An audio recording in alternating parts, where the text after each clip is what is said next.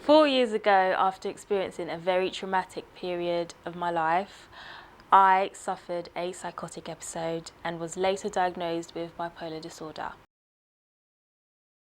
I know it sounds terrible, you're detained, you're placed under section, and it sounds really scary, but for me, I felt it was necessary at that time. I was treated quite respectfully by staff and quite gently, to be honest. I don't remember being mishandled or roughly handled. It was,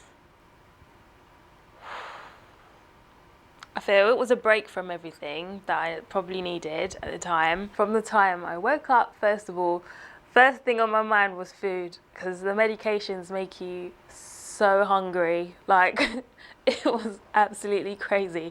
That's probably the only reason I got up so early. Even though I still struggled to get out of bed all the time. My nurses used to always be like, come on, like, get out. And then they would have like various activities sometimes. We had like art therapy, which I didn't like, because I just found it boring. I didn't want to sit down and colour all the time. I think when you're manic, you just want to like move around. Had I been a male, my whole experience in being sectioned would have been a totally different thing. I feel I was quite lucky. What scares me is I feel things would have more than likely have been very different for me if I was a black male. If, for instance, it was my brother instead of me. And that scares me. So long as you cooperated with everyone, I felt everyone was treated the same. I went into a all-female ward, which I'm also grateful for. And that's something I only realised afterwards isn't your choice. So that's something that needs to be looked into as well. I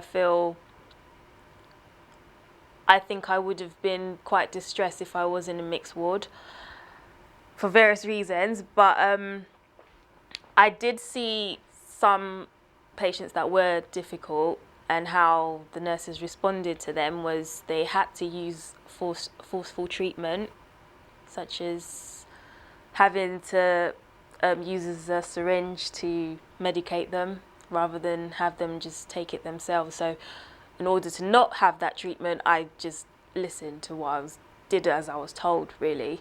I didn't believe there was anything really wrong with me that I needed help from anyone else. When I started having my psychotic symptoms, I genuinely believed that's how the world was working at that time. My experience with psychosis felt as though I was on the Truman Show.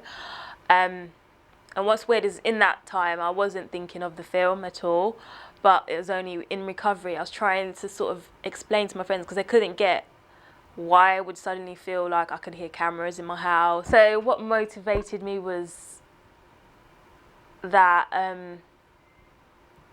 one, I felt it wasn't fair that I had ended up where I was.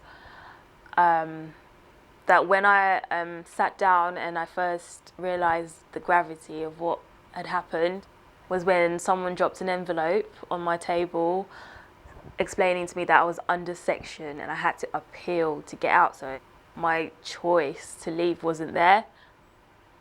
It would have been up to somebody else to let me out. I felt like I've lost my freedom. So I need to get that back. That motivated me. And also seeing a lot of elderly patients who were really like on heavy drugs. And I saw a patient who she just couldn't, like, she'd just draw all day on herself. And I was like, no, I'm not gonna, I don't belong here. I'm not going to be here.